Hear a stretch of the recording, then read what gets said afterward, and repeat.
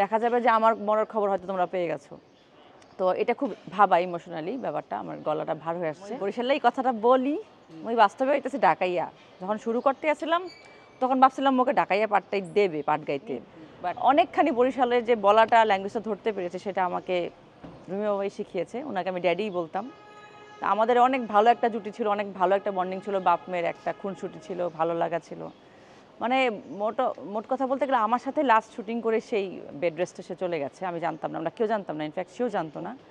ওনার সাথেও আমার অনেক অনেক খুনসুটি, যে আমি বলতেছি আর আমার গুজবাম দাঁড়াচ্ছে।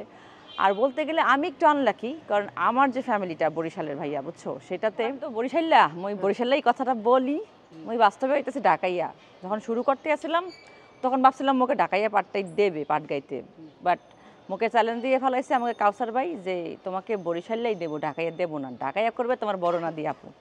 ঠিক আছে, করতে আসি, মজাই লাগে একসের, মানে সব কাছের ভাই বেড়াদার, আপা ভাই ড্যাডি মাম্মি সবাই একলগে কাজ করতে আসি। আমার বড় হিসেবে জামিল ভাই ছেলে, সে এখন নাই।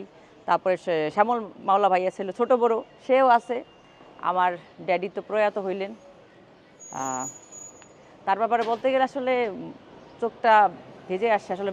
এখন আমি বরিশাল ভাষা বলতে যাচ্ছি না, কারণ আমি অনেকখানি বরিশালের যে বলাটা, ল্যাঙ্গুয়েজটা ধরতে পেরেছে, সেটা আমাকে রুমি বাবাই শিখিয়েছে। ওনাকে আমি ড্যাডিই বলতাম।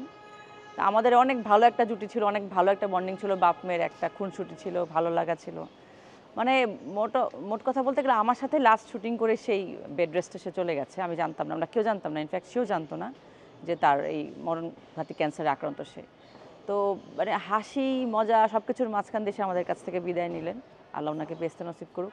আর নাটক সম্পর্কে বলতে গেলে বলবো, যেটা আসলে বিভিন্ন অঞ্চলের মানুষের একটা ভিতরে কিন্তু অভ্যন্তরীণ রেষারেষি থাকে, সবাই হয়তো সেটা এক্সপ্রেস করে না। আমার কাছে আমার ঢাকাই বেস্ট মনে হয়, ওনার কাছে ওনার বরিশালের, ওনার কাছে ওনার নোয়াখালীটাই বেস্ট মনে হয়। ও হিমু আপু ছিলেন আমাদের ভাবি, প্রয়াত হিমু আপু। ওনার সাথেও আমার অনেক অনেক খুনসুটি, যে আমি বলতেছি আর আমার গুজবাম দাঁড়াচ্ছে।